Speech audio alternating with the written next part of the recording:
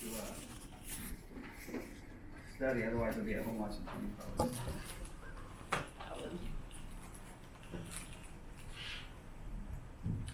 But, yeah, that's not unusual. I'm used to the idea that, yeah, go ahead. Is the next quiz due this Sunday?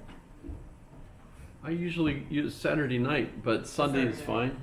Yeah. Okay. Exam too. It's Saturday, so like Friday night, Saturday morning, or Saturday night? Not really that significant, whenever you can. It's just that it is kind of, the quiz questions go with what we're talking about in a way. Sometimes it's kind of hard to see. Oh, wait, I meant exam. Oh, the exam. Yeah. Oh, okay, the exam. Yeah, I've had about 4 or 5 people already send me test 2. Oh jeez. Those are behind. 4 or 5 out of 30 something. That's not, you're not behind. So that's, yeah. Let's see, because the questions I could go Oh, show let's you. do on Monday. The second exam. Is that how I say it? Yeah, that's what it shows on the syllabus. Is October 20th, second exam due. That's on Monday.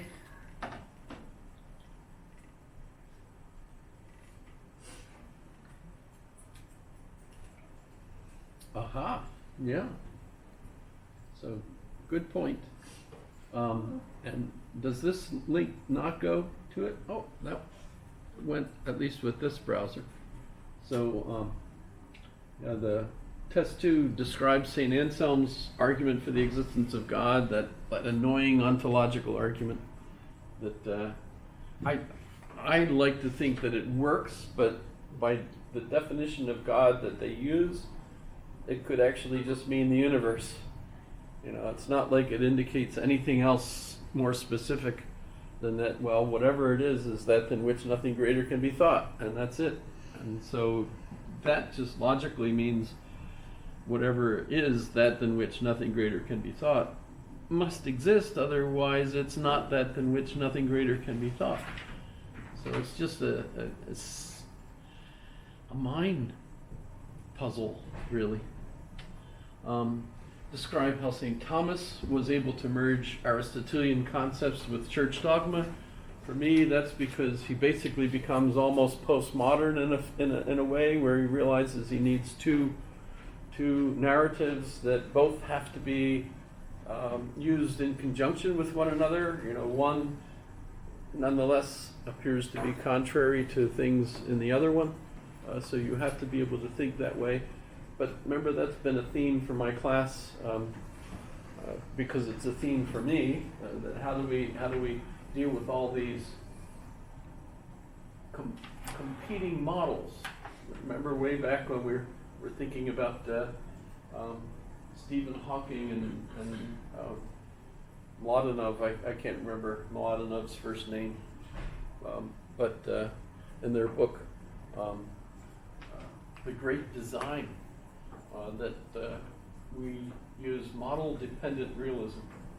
So we use models. We have these cognitive models that enable us to understand things so that we can predict and react and so on.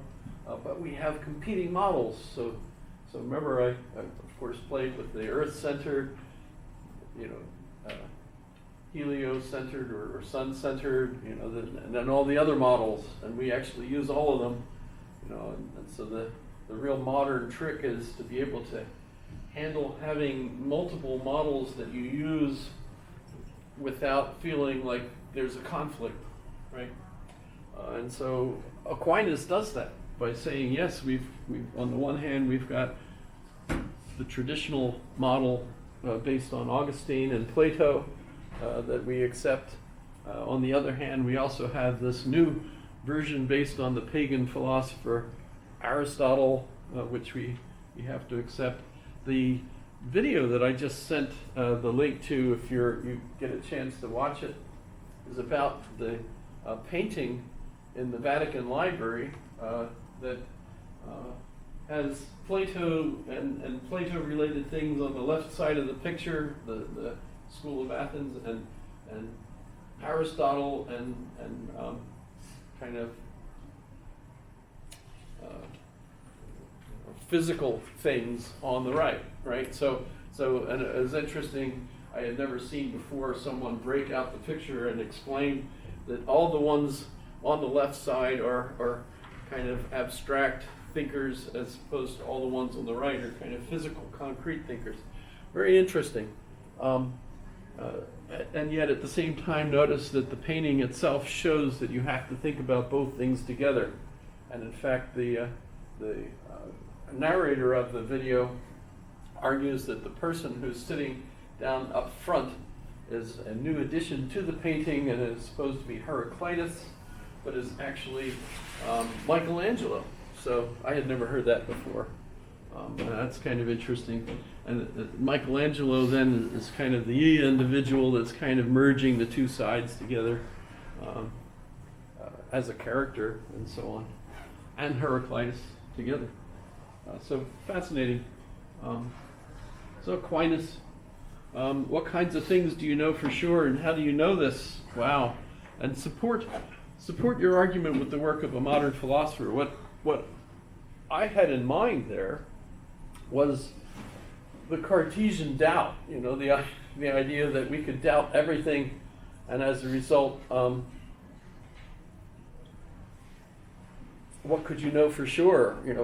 For Descartes, just that I exist, and then his argument on his version of the ontological argument gives us, well, and God exists, and everything has got to be, created by God, and God is good. So if it's clear and distinct to me, then that must be true.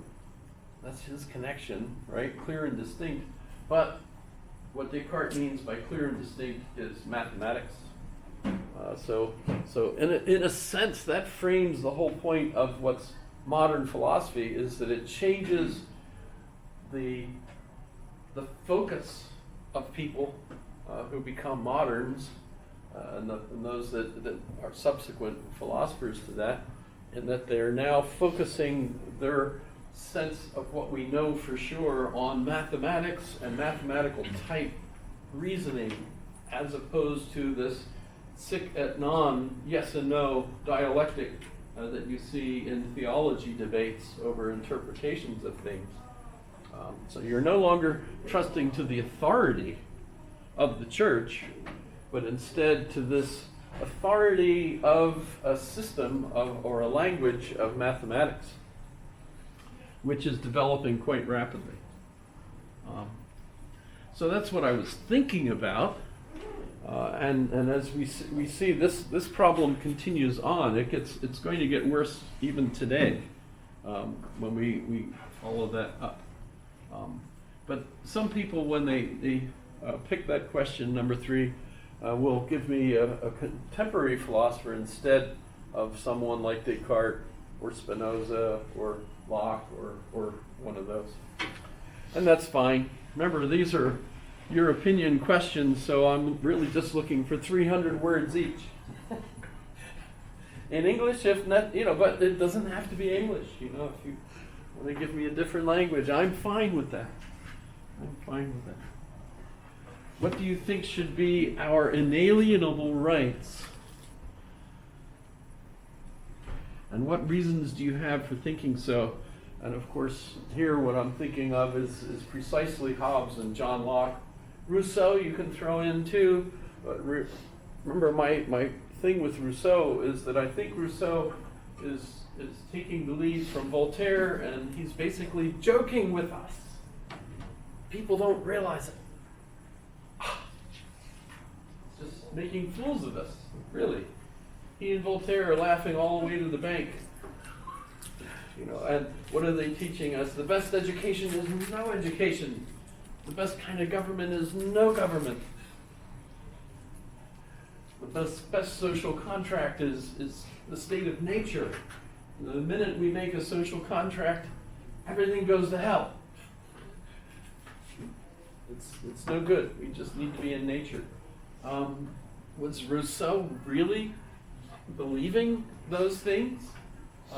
And by the way, if you follow Rousseau's social contract thesis, and try to form a government, which is no government. Basically, everybody has their voice. Everybody has to vote. Well, if you have that kind of government, and the French tried it in 1789, and it became known as the Terror. And of course, the thing that the French were just celebrating just yesterday was they set up a copy of the shoot. I just read this, and I'm trying to remember the name for it. The thing that chops heads off. The Guillotine. Guillotine. Thank you. Yeah, they set one up somehow in France to remind everyone, just how miserable that kind of political modeling, how horrible it works, because that's how the social contract based on Rousseau ended up in France. Finally, it led to, of course, Napoleon, and you can see where that goes from there, right? So, Jean-Jacques Rousseau, a great example of someone that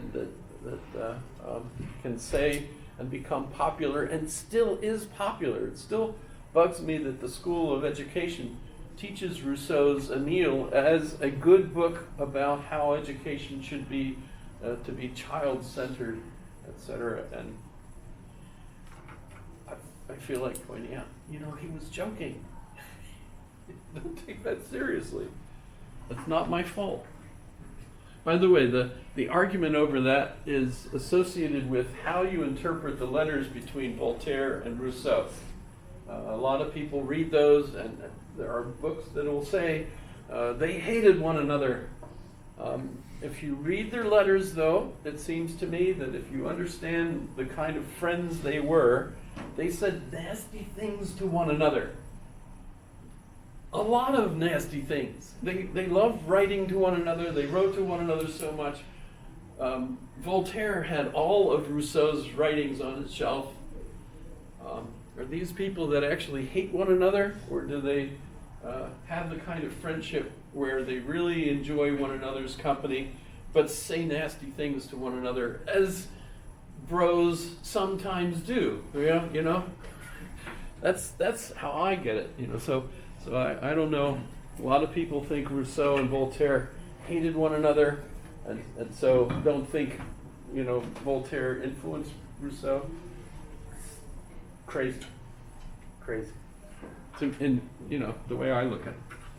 However, so what about our inalienable rights, right?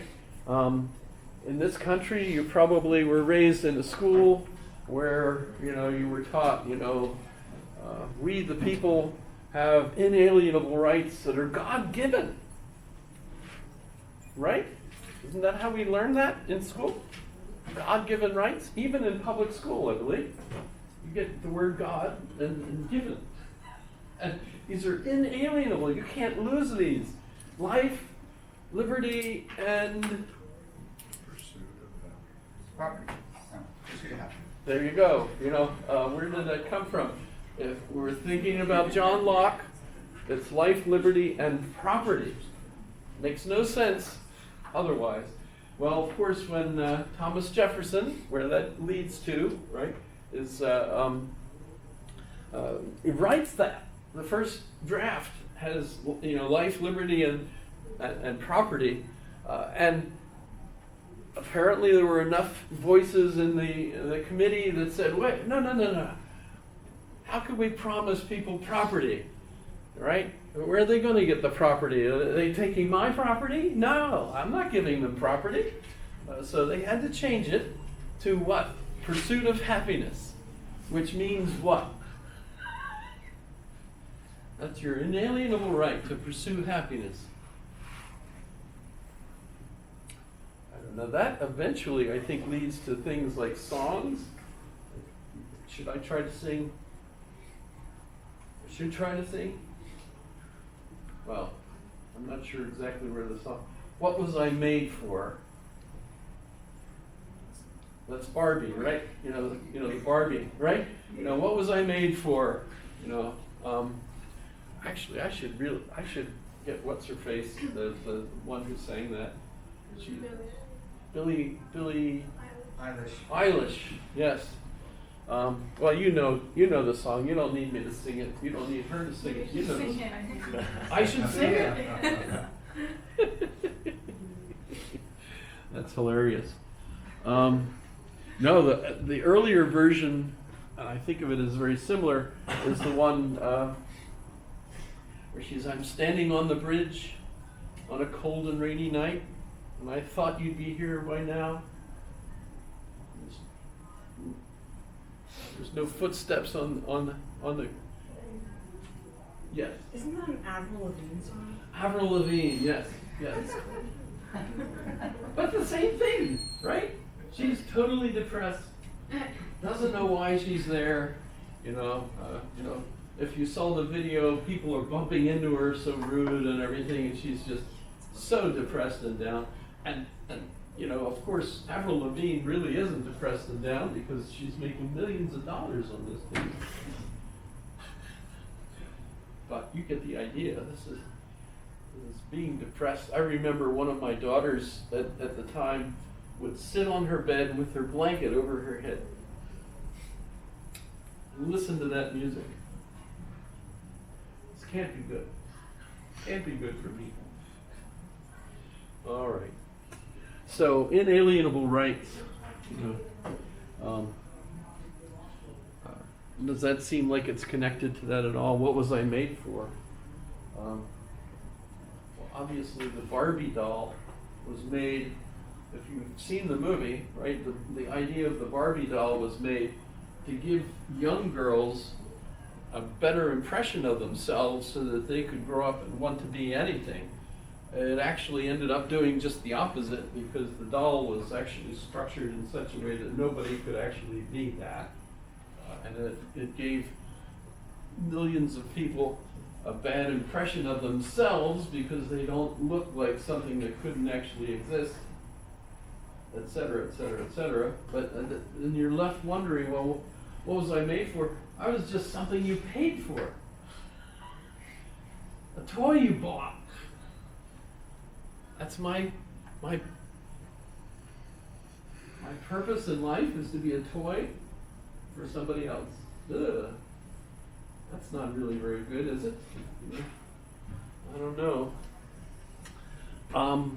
So yeah, these are problems. Remember when we were talking about meta-narration? If you take the scientific narrative literally, it means, you know, you're born, you procreate, and you die. And meaning is that, you know, for your life, right? Nothing really. Just being a biological animal that's, you know, born. What do? We try to make others like ourselves, or at least help brothers raise their children. You know, somehow we're interconnected, you know, to make more of ourselves. Which, by the way, we've been incredibly successful. When I was a kid, there was roughly 1 billion of us. Now there's roughly, 8 billion of us? Just in one lifetime. You can imagine that would totally flood the earth with humans and destroy everything else. Not very good. So, that narrative doesn't work very well. So just to finish this up, philosophers and scientists design elegant models. Which model do you like? So this should be fun. My favorite, of course, is the model of models. In other words, you know, the best model is the model that says, I've got all these tools. These are all models that I use for all kinds of things. And that seems to be the most effective kind of model. But overall, I've still got to have some sense of who I am, what my, you know, purpose, you know, my place is in the universe, and how I maintain my place. So I'm actively working on that. And the last one, if you pick that one, this is just a real gimme. I mean, they're all gimmes in a way, but this one, just say lots of nice things about philosophy. You know, there you go. join me in my addiction to this stuff.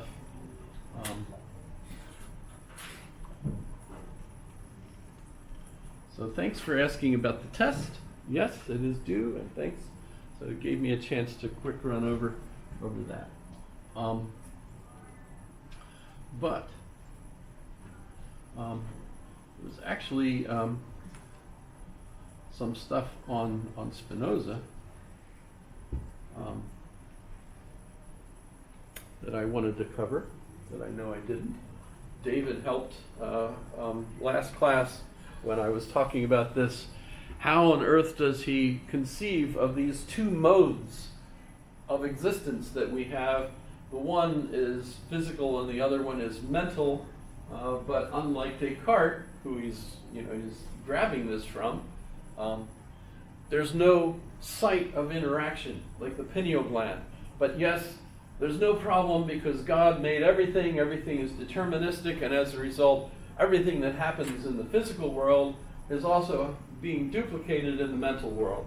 So there's a perfect harmony between the two of these.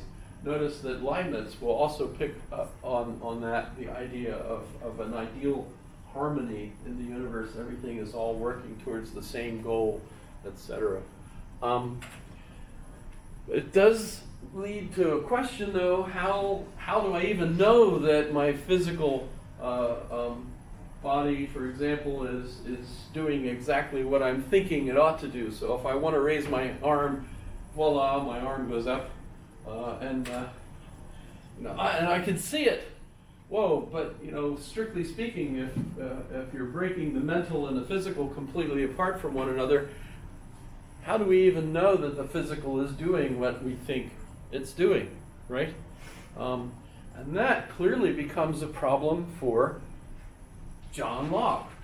John Locke, when I asked the quiz question today, what do you think of John Locke's materialist philosophy?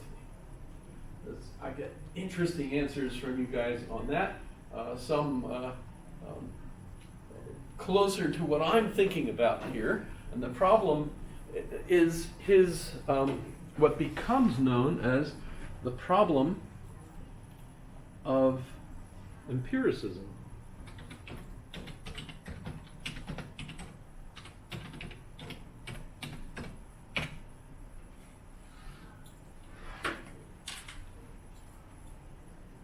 Let's see what it says here. This is the AI overview. So the main problem with empiricism is potential inability to account for abstract knowledge derived from non-sensory experience. Okay, that's not really what I'm thinking about, though. It also faces challenges with the problem of induction, meaning it's difficult to justify universal conclusions based on a finite number of observations, and the reliance on experience to prove that all knowledge comes from experience is seen as a form of circular reasoning. Critics argue it undervalues intuition and innate reasoning. But there's also another issue here that is really the British. So if we're thinking in terms of British empiricism, Dare they say that mathematics is not a sensory experience? that's mathematics is totally abstract. It's I not. don't agree with that. That's interesting. That's a good. You should pursue that as an interesting problem. But the problem with John Locke is following Thomas Hobbes. And if you remember Thomas Hobbes in the Leviathan describing how we get our sensory input, it's because of this Galileo type movement of particles entering into our eyes, entering into our ears, entering into our other senses, pressure on our hands as we're touching things and so on. So it's all motion. And these motions enter into the brain, and what we're aware of is what the brain is experiencing. And for Hobbes, that's a direct thing. We're getting this information directly from these motions. But what John Locke comes up with is this idea that there's the primary qualities of the thing that is giving our senses this feedback. So when I see something, there's particles flowing into my eyes that gives me the feedback from this thing, which is the thing in itself, and not as it seems to us.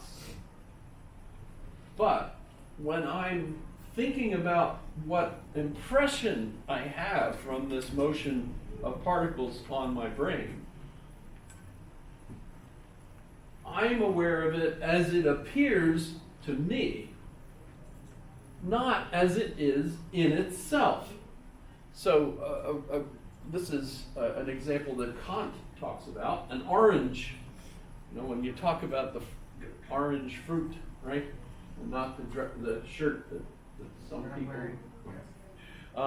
But an orange, it tastes like an orange, however an orange tastes to you, right? And that's, by the way, an interesting aspect of how all this is still with us, of course, and that is that we all recognize that the way an orange tastes to you might not be the way it tastes to someone else. We all have our own individual perspective on how something looks and tastes and feels and so on. Where did that come from? That's clearly not something that anyone in the past thought. Well, it starts here with John Locke pointing out that how it appears to me is not the same as it is in itself, the thing in itself. In German, by the way, it's das Ding an sich, which is just, you could use that in cocktail parties, when people are talking, das Ding an sich, and they're like, amazing person that you are, you know how to say that in German. That's cool, right? But for Locke, the phrase, by the way, is tabula rasa, which is Latin for a blank slate. This is a tabula rasa. You might not think it's a table because it's on the wall, but that's literally, if you took it off the wall, it could be a table. So yes, this is a tabula, and it's rasa. There's nothing on it, right? So it's a blank slate. So our minds, according to John Locke, are blank slates on which our experience writes, right? Just like, if I write stuff on the blank slate, right? So, by the way, this is totally false, according to our contemporary scientist.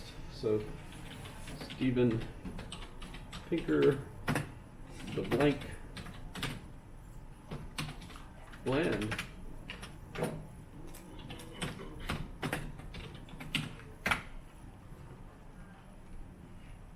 This is one of his earlier books.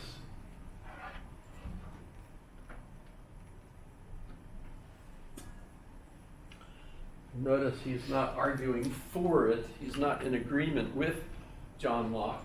He's instead arguing that that's wrong. This is wrong to think that our minds are blank slates. We've got plenty of stuff going on. I like to think of it as the womb with a view, right? You can read to your child. People do. There's the Mozart effect, so-called, because people argued that if you play music that's good music, not bad music, how we get into that, and good music by definition is, Mozart is good music because Mozart somehow was a genius that he could write music while he's, singing something else. He was amazing. Bothered the heck out of Salieri, Antonio Salieri, who was more famous than Mozart at the time.